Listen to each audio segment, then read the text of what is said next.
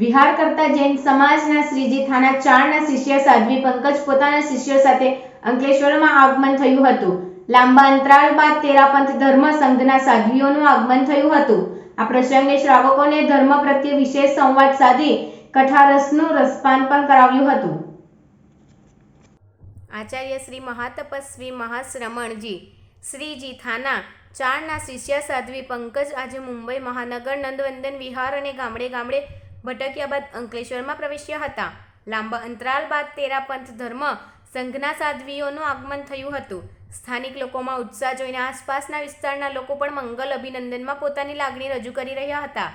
સાધ્વી પંકજમ શ્રીજીને સંબોધતા શ્રીજીએ કહ્યું કે અમે યુગ પ્રધાન આચાર્ય મહાશ્રમણજીના એજન્ટ તરીકે આવ્યા છીએ, તેથી તમે અમારી પાસેથી ગમે તેટલા ધાર્મિક લાભ લઈ શકો.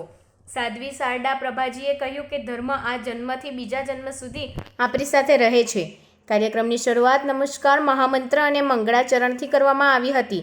લીલાજી પિત્તળિયા અને નિકિતા પિત્તળિયાએ આહ્વાન કર્યું હતું.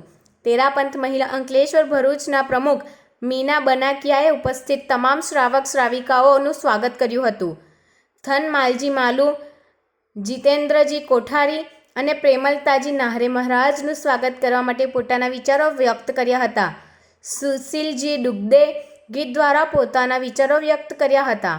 બરોડા મહિલા મંડળના પ્રમુખ મંજુબેને પણ પોતાના વિચારો વ્યક્ત કર્યા હતા. મહિલા મંડળ મંત્રી રિદ્ધિ પિટાલિયાએ કાર્યક્રમનું સંચાલન કર્યું હતું. તે ખૂબ જ સુંદર હાજરી હતી.